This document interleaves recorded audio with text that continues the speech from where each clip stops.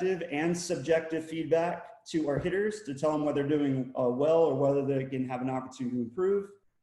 And we can provide game-like practice, being competitiveness and game-like scenarios.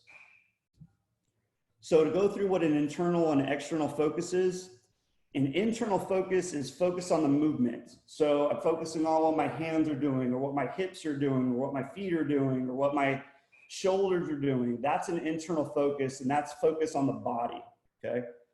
External focus is focusing on the result or the outcome. So when we talk about like hitting line drives over the infielders' heads, that's an external focus, okay?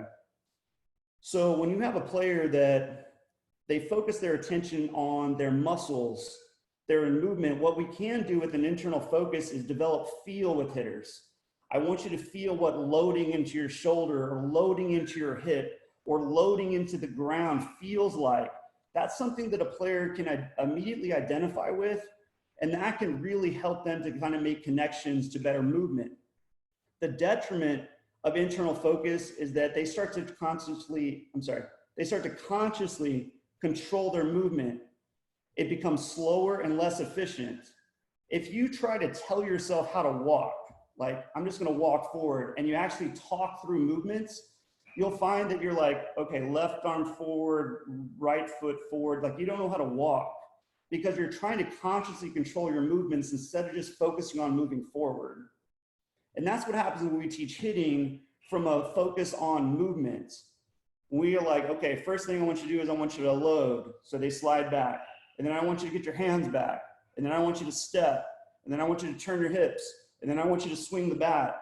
That's why players look robotic when they're being taught by dad or by coach.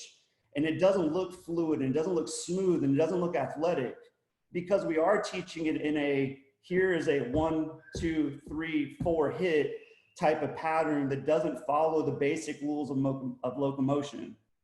And the way I had it presented to me that really clicked was, if we sent our kids to school, our babies to school before they learned how to walk, we would think you'd have to go to school in order to learn how to walk, like somebody had to teach you. When in reality, it's the kids standing up, falling down, standing up, the trial and error of learning to put one foot in front of the other and move without having any conscious control of their movement that allows them to learn what is the most maybe complicated movement of your entire life, learning how to walk.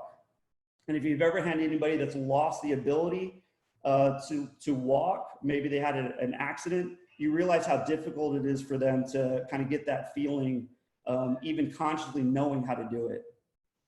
The benefits of an external focus is that it encourages automaticity, or the ability to move without conscious thought.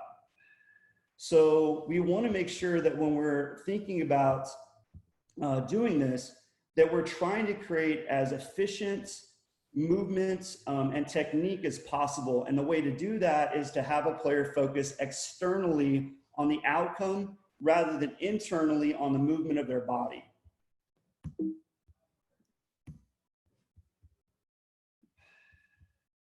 So I'm going to give you a couple of examples here of some subjective feedback. So I think I skipped a page here. There you go. So I'm going to give you some objective, there you go. So internal and external cues here, sorry. So an example of an internal cue would be extend your arms, right? I want you to focus on like extension at contact. A way that we could say that differently to help a player do that, if they're a right-handed hitter, would be to tell them to hit the ball to the right field, right? If they're focusing on hitting the ball to right field, generally they extend their arms out and away from them. And that's an easy way for kind of them to focus on the results of what you're trying to achieve without really focusing on what their hands and arms are doing. We could tell them to turn their hips, which focus them more on what their hips are doing. Or we could say something like, I want you to turn to the pitcher, or belt buckle to the pitcher, or I want you to face the pitcher. Something as simple as that will have them move, but based on an external goal that's out in front of them, a target that they need to rotate or move to, rather than focusing just on their body.